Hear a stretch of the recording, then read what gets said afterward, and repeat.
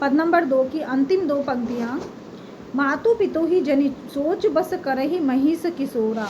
परशुराम जी लक्ष्मण जी से कहते हैं कि तुम सोच विचार करके जो भी कह रहे हो वो बोलो, क्योंकि ये सब इसका प्रभाव तुम्हारी माता पिता पर पड़ने वाला है।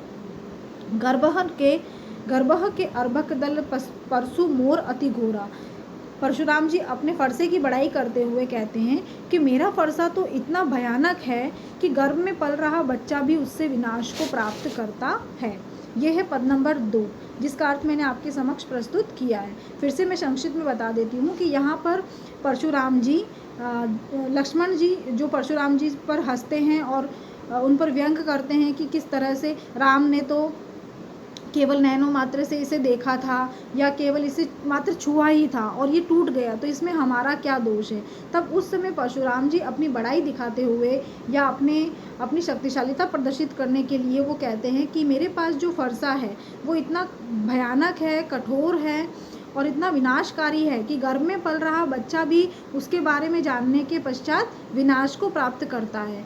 हे लक्ष्मण, वो बार बार कहते हैं लक्ष्मण को कि जो भी तुम बोल रहे हो काल के वश में होने के कारण बोल रहे हो, तुम्हारी मृत्यु तुम्हें नज़दीक ले आई है इसीलिए बोल रहे हो। तुम अपने माता पिता के बारे में कुछ तो सोचो और तभी अपने मुँह से कुछ कहो। व्यर्थ की बातों में अपना समय बर्बाद मत करो। एक स्थान पर जहाँ परशुराम जी कहते हैं कि मैंने अपनी शक्तिशालीता के बल पर इस पृथ्वी को कई बार राजा विहीन कर दिया है और ये धरती मैंने कई बार ब्राह्मणों को दान में दे दी है। परशुराम जी अपने लिए क्षत्रिय विद्रोही शब्द का प्रयोग करते हैं कि मैं क्षत्रियों का विरोधी हूँ, मैं ब्राह्मणों का हित चाहने वाला हूँ।